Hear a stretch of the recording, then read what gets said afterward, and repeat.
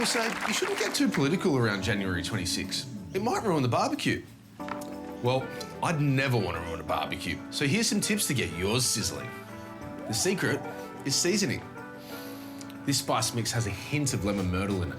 Flip the meat so that it's coated on both sides, just as some historians believe the gifts distributed by soldiers given to Aboriginal people at Manly Cove were coated in smallpox.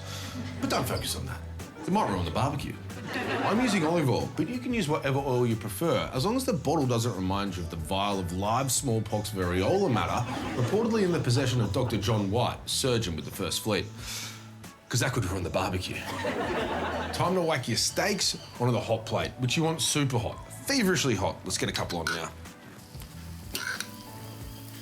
Ooh, it's hot.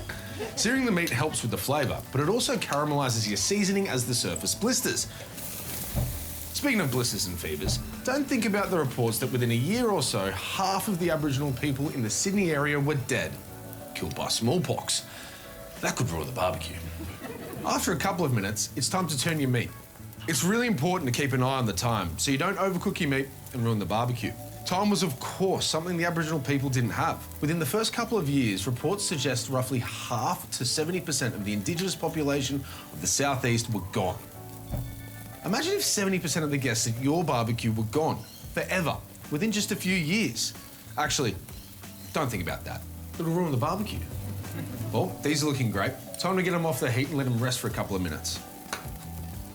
By the way, did you know that no member of the First Fleet was recorded as having been infected by smallpox? Makes you wonder, how did the locals get infected by it in the first place?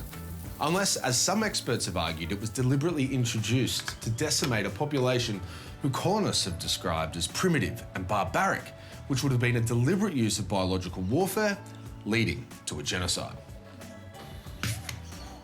But don't let that ruin your barbecue. Bon appetit.